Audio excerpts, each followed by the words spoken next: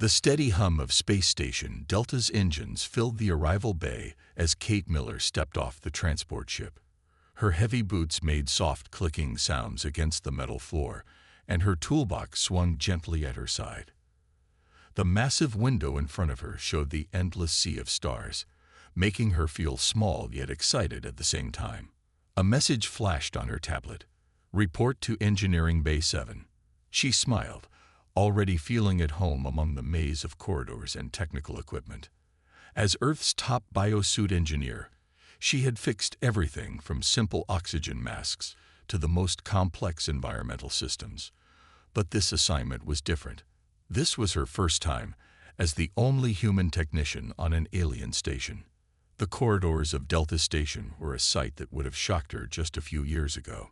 Tall, four-armed mechanics from the ice planet Beta worked beside floating gas-filled beings from the star system next door. Each wore their own type of biosuit, allowing them to breathe and move in the station's standard atmosphere. "You must be the new human engineer," a voice called out. Kate turned to see Station Chief Rob walking toward her. He was one of the few other humans on board, and his friendly face was a welcome sight. "We've been waiting for someone with your skills.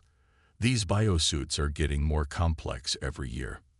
Rob led her through several security doors to Engineering Bay 7. The room was huge, filled with work tables, diagnostic equipment, and spare parts for hundreds of different biosuit models. "This will be your main workspace," he explained. "We have over 20 different species on this station, and each one needs their own special environmental controls to survive." Kate put down her toolbox and looked around with growing interest. On one table lay what looked like a glass bubble filled with swirling purple gas. Next to it was a metal suit covered in blinking lights and temperature sensors. "Are these all broken?" she asked, already itching to start working. "Not broken. They need updating," Rob replied. "The atmospheric processors are getting old, and we can't risk any failures. One small leak or malfunction could be fatal for our non-human friends." He handed her a tablet with a long list of biosuits that needed attention. "Your first week will be busy." As Kate scrolled through the list, she noticed something interesting. Many of the suits belonged to the Mist People, a species that needed very specific atmospheric conditions. Their suits were the most complex on the station, using advanced technology that even she hadn't worked with before. "The Mist People's suits are your top priority," Rob said, pointing to the first item on the list. "We have some important diplomatic meetings coming up, and their Ambassador Gray needs everything working perfectly." He lowered his voice. "Between you and me, they're quite particular about their equipment. Try not to ask too many questions. Just fix what needs fixing." Kate nodded, but something about Rob's warning made her curious. In her experience, complex systems usually had simple explanations. Why would a species need such elaborate atmospheric controls? She pushed the thought aside and started unpacking her tools. The rest of the day passed quickly as Kate organized her workspace and studied the technical manuals for each biosuit type. She learned that some species needed extreme cold, others needed specific gas mixtures, and a few even required special gravity controls. It was like solving a different puzzle with each suit. As the station's day cycle came to an end, Kate looked at her reflection in a polished piece of equipment. Her dark hair was messy from hours of work, and her blue uniform was already stained with grease, but she felt happy. This was exactly the kind of challenge she had been looking for when she left Earth. Tomorrow, she would start the actual repairs, beginning with Ambassador Gray's suit. She had no way of knowing that this simple repair job would lead her to one of the biggest discoveries in human history. For now, she was just glad to be there, surrounded by the tools and technology she loved, ready to help keep everyone on the station safe and breathing. Kate's morning started with an urgent message from Ambassador Gray's assistant. The ambassador's biosuit was making strange noises, and he refused to leave his quarters until it was fixed. She grabbed her toolbox and hurried through the station's curved corridors, passing aliens of all shapes and sizes going about their daily business. The ambassador's quarters were in the diplomatic section, where the walls gleamed with polished metal and the air felt somehow cleaner. Two guards stood outside his door, their own biosuits humming softly. They scanned her ID badge and let her enter after a series of security checks. The room inside was filled with swirling, silvery mist that made it hard to see more than a few feet ahead. Through the fog, Kate could make out the tall, flowing shape of Ambassador Gray. Like all mist people, he appeared to be made of constantly moving clouds, with only a vague humanoid form visible through his biosuit's transparent sections. Engineer Miller, his voice came through the suit's speakers, sounding worried. "Thank you for coming so quickly. The atmospheric processor is making unusual sounds, and the temperature control seems unstable." He moved closer, and Kate noticed that his movements seemed stiffer than usual for a mist person. Kate set up her diagnostic equipment and connected it to the suit's main control panel. The readings that came back were strange. According to her instruments, the suit was working perfectly, yet she could hear the irregular sounds the ambassador had mentioned. It was like something was running that shouldn't be there at all. "I'll need to check the internal mechanisms," she said, pulling out her tools. "It might take a while to find the problem." The ambassador seemed to hesitate for a moment before nodding. Kate noticed a slight flicker in his misty form as he moved away, something she had never seen before in any mist person. As she worked, Kate found more and more things that didn't make sense. The suit's power consumption was much higher than it should be, even for the complex atmospheric controls the mist people needed. Some components showed wear patterns that didn't match their supposed function. And strangest of all, there were tiny devices hidden throughout the suit that weren't listed in any of the technical manuals. "Ambassador," she said carefully, "when was the last time this suit had a full maintenance check?" She kept working as she asked, pretending she hadn't noticed anything unusual. "3 months ago, at our home world," he replied quickly. Too quickly. "We prefer our own technicians to handle major repairs." There was tension in his voice that hadn't been there before. Kate nodded and continued working, but her mind was racing. In all her years of biosuit maintenance, she had never seen anything like this. The suit was clearly designed to do something more than just maintain a specific environment. But what? She replaced a few worn-out parts and adjusted some settings, making sure not to touch any of the mysterious hidden components. As she worked, she noticed that the mist inside the ambassador's suit sometimes moved in ways that didn't match the air circulation patterns. It was almost as if, but no, that couldn't be right. "I fixed the immediate problems," she said finally, packing up her tools. "But I recommend a full system check soon. These suits are too important to risk any failures." She saw another slight flicker in the ambassador's form when she mentioned the system check. "Thank you, Engineer Miller," he said smoothly. "I will consider your recommendation." The way he stood, the way he moved, even the way the mist swirled around him. Everything suddenly seemed artificial to Kate's trained eye. As she left the diplomatic quarter, Kate couldn't shake the feeling that she had stumbled onto something big. The biosuit's strange features, the ambassador's nervous behavior, the inconsistent readings, none of it added up. She decided to dig deeper into the technical specifications of mist people biosuits when she got back to her workshop. Something was going on, and she was going to find out what it was. Little did she know, Ambassador Gray was watching her leave, his own thoughts troubled by how much this clever human engineer might have already figured out. Back in her workshop, Kate couldn't stop thinking about the strange things she had seen in the ambassador's biosuit. She pulled up the technical manuals on her tablet and started reading everything she could find about mist people technology. The more she read, the less sense it made. According to the manuals, the mist people needed their biosuits to convert normal air into a special gas mixture that their bodies could process. But the power readings she had seen were almost 3 times what such a conversion should need. She started drawing diagrams, tracking where all that extra power must be going. A soft beep from her computer interrupted her work. The ambassador's biosuit was due for its weekly filter change, a simple job that would give her another chance to look inside. She gathered her tools and headed back to the diplomatic quarter, her mind full of questions. This time, the ambassador seemed distracted during their meeting. He kept moving around the room as Kate worked, almost as if he was nervous. She carefully opened the filter compartment and found what she was looking for, a hidden panel behind the main filter that wasn't supposed to be there. "Ambassador," she said, keeping her voice steady, "I need to test the backup systems.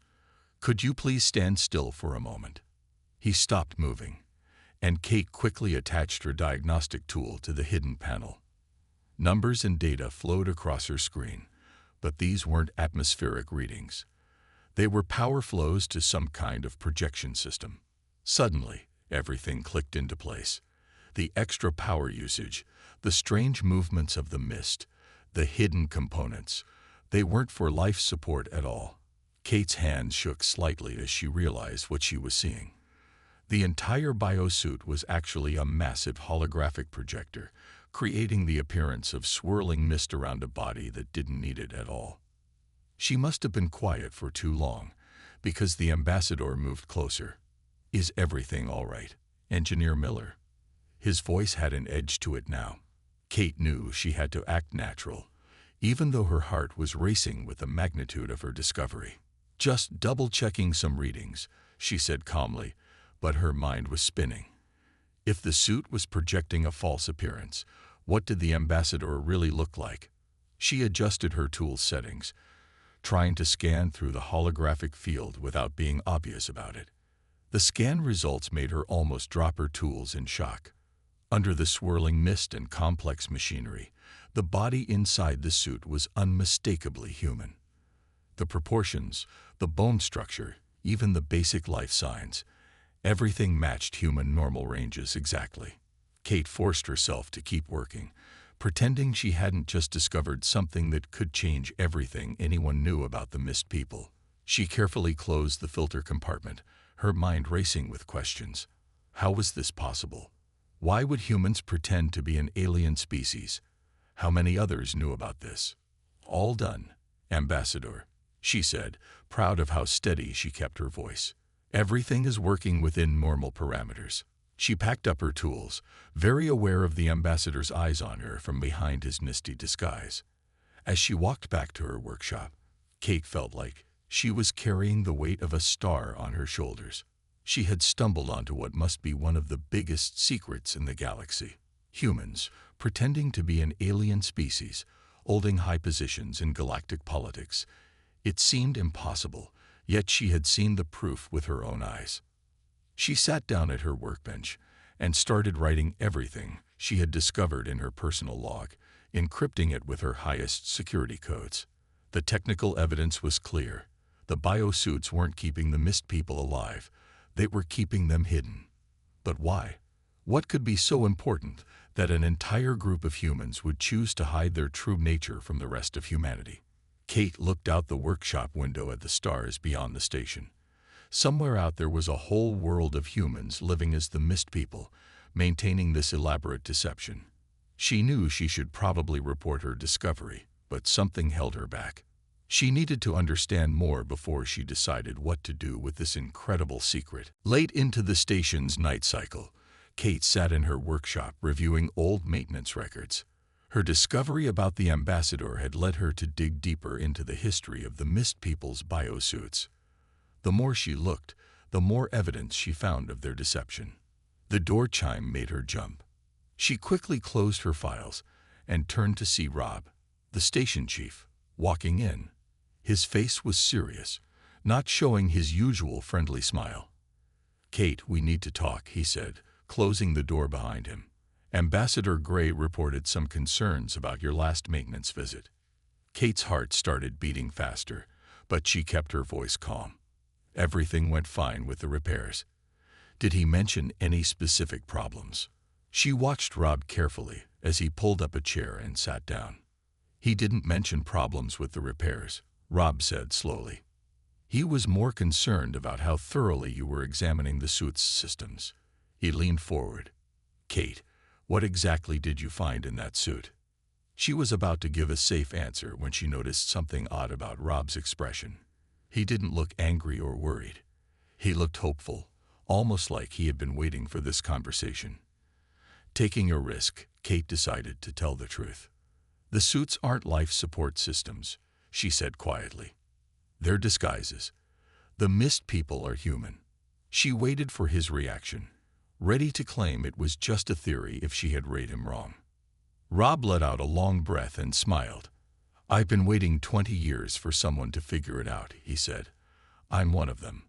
Born on New Terra, what you know as the Mist People's homeworld." He reached into his pocket and pulled out a small device. When he pressed it, the air around him shimmered, revealing a nearly invisible biosuit like the ambassador's. Kate stared at him in amazement. "But why? Why hide that you're human?" The question had been burning in her mind since her discovery. "It's a long story," Rob said, "one that goes back thousands of years.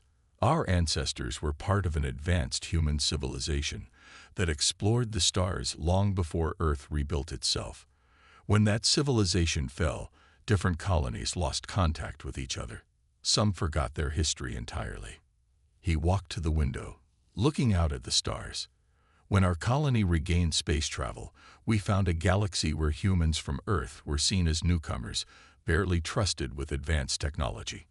We decided to hide our true nature, to help guide humanity's return to the stars from behind the scenes." Kate processed this information, her mind racing. "Are there others? Other human colonies hiding as alien species?" she asked, thinking about all the strange biosuits she had worked on. Rob nodded slowly. "More than you can imagine. The Crystal People, the Wind Dancers, even the Ring Dwellers, all lost human colonies, each thinking they're the only ones who survived the ancient collapse, each hiding their true nature for their own reasons. That's why the biosuits are so complex," Kate realized. "They're not just creating a false appearance, they're hiding every trace of human life signs."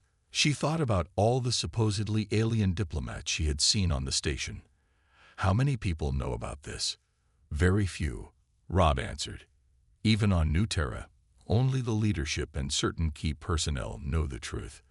We've maintained this secret for generations, watching and quietly helping Earth's progress." He looked at her seriously. "And now you know too. The question is, what will you do with this knowledge?" Kate thought about the implications. This wasn't just a simple deception.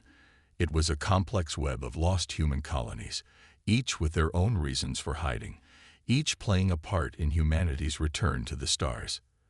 The truth could shake the foundations of galactic politics. "Why tell me all this?" she asked. "Why not just transfer me away?" Or she left the darker possibilities unspoken. Rob smiled again. "Because we need people like you. People who can see through deception, but also understand why it might be necessary. The time is coming when all these secrets will need to come to light, but it has to be handled carefully." He held out his hand. "Will you help us?" Kate looked at his hand, then back at her diagnostic tools and the files she had been studying. She was now part of something much bigger than she had imagined when she took this job. The fate of multiple human civilizations might depend on what happened next. A message arrived for Kate early the next morning, requesting her presence in Ambassador Gray's private meeting room. After her conversation with Rob, she knew this wouldn't be a normal maintenance call. She took a deep breath, checked that her data tablet was securely encrypted, and headed to the diplomatic section. The meeting room was different from the ambassador's quarters. Instead of swirling mist, the air was clear, and the lights were dimmed to a soft glow. Ambassador Gray stood by the window, his misty form barely visible in the starlight. As Kate entered, he pressed something on his wrist, and a soft click echoed through the room. "The room is secure now," he said, his voice no longer coming through the suit's speakers but sounding naturally human. "We can speak freely." The swirling mist around him flickered and faded, revealing a tall man with gray hair and kind eyes. His biosuit was almost invisible, like a second skin made of clear crystal. Kate wasn't surprised by his appearance anymore, but seeing him drop the disguise so openly still made her pause. "I assume this means you know what I discovered," she said, staying near the door. The ambassador smiled. "We've been watching you since you arrived on the station. Your skill with biosuit technology is remarkable, but it's your ability to keep secrets that really caught our attention." He gestured to a chair. "Please sit. We have much to discuss." Kate sat down, noticing that the chair was perfectly designed for a human body, not an alien one. "Rob told me some of your history," she said, "about the ancient civilization and the lost colonies." "Rob only knows part of the story," the ambassador replied, sitting across from her. "What he didn't tell you is that we're preparing for something big, something that could change everything." He touched a control panel, and a hologram appeared between them, showing a map of the galaxy. Points of light began glowing on the map, dozens of them, then hundreds. "Each of these represents a lost human colony," he explained. "Some disguised as alien species, others hidden in unexplored regions. We've spent centuries finding them all, watching, waiting for the right moment." "The right moment for what?" Kate asked, staring at the countless points of light. The scale of what she was seeing was overwhelming. "For reunion," the ambassador said simply. "Earth has reached a critical point in its development. The technology, the cultural maturity, the readiness to accept that they're not alone in the universe. But they need to learn the truth carefully, or it could tear the galaxy apart." He stood and walked to a cabinet, returning with an old book, a real paper book, something Kate had rarely seen. "This contains our true history, passed down through generations. The story of how humanity reached the stars, spread across the galaxy, and then nearly destroyed itself." Kate took the book carefully, feeling its weight in her hands. "Why are you showing me all this? What do you want from me?" "We need someone who understands both worlds," the ambassador explained. "Someone who knows Earth's current technology, but can grasp the bigger picture. Your work with the biosuits proves you have the skills we need, and your discretion shows you have the judgment." He leaned forward, his expression serious. "We're planning to reveal ourselves gradually, starting with subtle hints and building to full disclosure. But we need help from people who can bridge the gap between Earth and its lost children. People like you." Kate opened the book, seeing strange symbols and diagrams alongside familiar English text. "If you reveal yourselves, won't the other alien species react badly? Won't they feel deceived?" The ambassador smiled again. "That's the most interesting part. Many of the species you think are alien have already discovered the truth about themselves. They're waiting too, watching Earth, wondering when their long-lost cousins will be ready to know the truth." Looking up from the book, Kate met his eyes. "And you think that time is coming soon?" "We know it is," he replied. "The question is, will you help us make it happen?" He held out his hand, just as Rob had done. But this time the offer felt even more significant. The fate of humanity's reunion hung in the balance, waiting for her answer. Kate spent the next few days in a daze, carrying the weight of everything she had learned. The old book from Ambassador Gray sat locked in her quarters, but its contents filled her thoughts. During the day, she continued her regular work on biosuits, but now she could spot the hidden signs everywhere. The disguised humans walking among real aliens, each playing their part in this massive deception. One evening, while working late in her workshop, she received an urgent message. A group of diplomats from the Crystal People needed emergency repairs to their environmental systems. As she worked on their suits, she found herself looking for the signs she now knew to seek. The complex holographic systems, the hidden power sources, the familiar human proportions beneath it all. They were there, just as the ambassador had said. "Is everything all right, Engineer Miller?" one of the Crystal People asked, their voice musical through their suit's speakers. Kate looked up, wondering if they knew she could see through their disguise, if they too were part of this grand plan for humanity's reunion. "Everything's fine," she said, finishing the repairs. But nothing was really fine anymore. Every interaction now carried the weight of hidden meanings, of centuries of secrets. She had to make a decision about her role in all of this. Back in her quarters, Kate pulled out her personal tablet and began making lists. On one side, she wrote the reasons to help with the ambassador's plan. The chance to reunite humanity, to share advanced technology, to prevent the shock of a sudden revelation. On the other side, she listed the risks. The anger people might feel at being deceived, the potential political chaos, the danger of something going wrong. A knock at her door interrupted her thoughts. It was Rob, carrying 2 cups of real coffee, a rare luxury on the station. "Thought you might need this," he said, handing her one. "Making big decisions is always easier with coffee." Kate took a sip, appreciating the familiar taste of home. "How did you decide?" she asked. "When you first learned the truth." Rob sat down, looking thoughtful. "I was born knowing it," he said. "But I had to decide whether to take a position on Earth stations, to live the deception every day.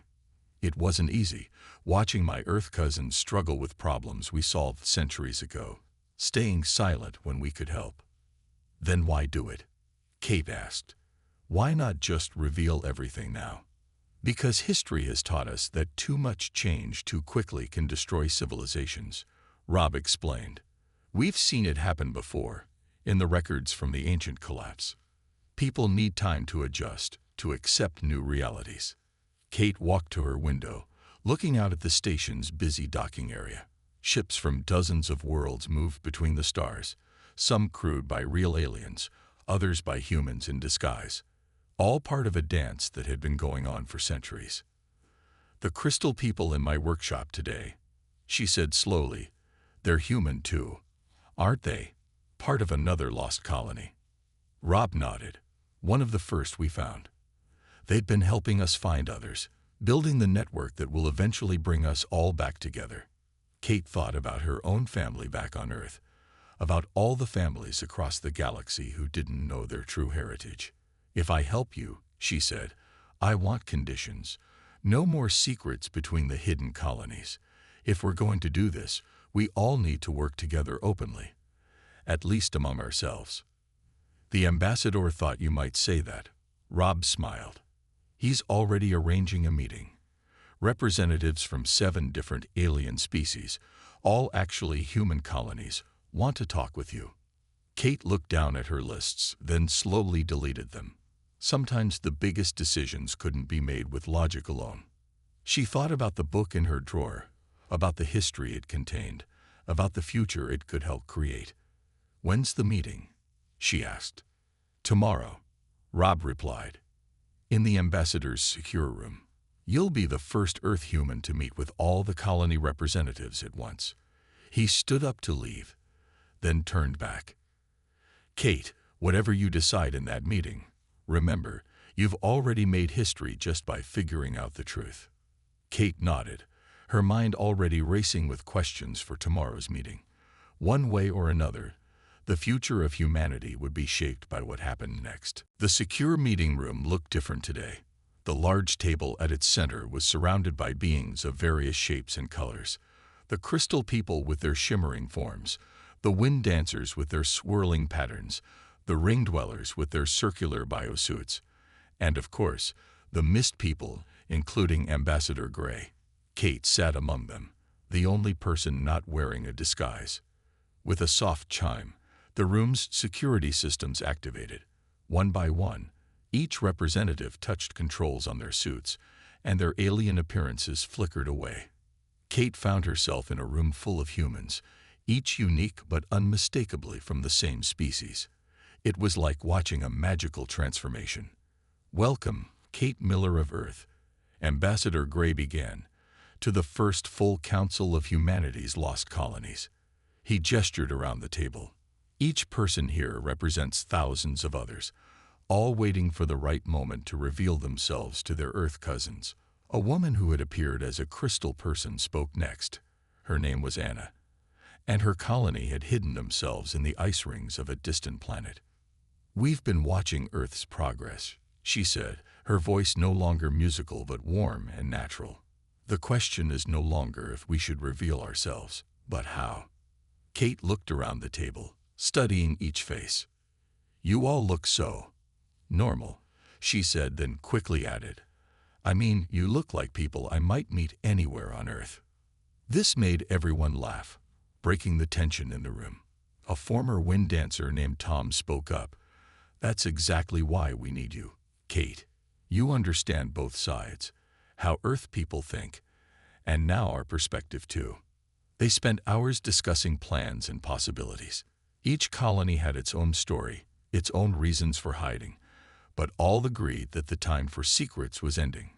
Kate learned that they had been laying the groundwork for years, sharing advanced technology bit by bit, preparing Earth's people for bigger revelations. "The hardest part," explained May, who had appeared as a ring dweller, "will be helping Earth accept that they're not alone, while also helping them understand that they're not really meeting aliens. They're meeting long-lost family." Kate had been taking notes, but now she put down her tablet. "I think I understand why you need someone from Earth," she said. "You've all been hiding so long, you might not see how Earth people will really react. But I can help with that." She stood up and walked to the room's main display screen.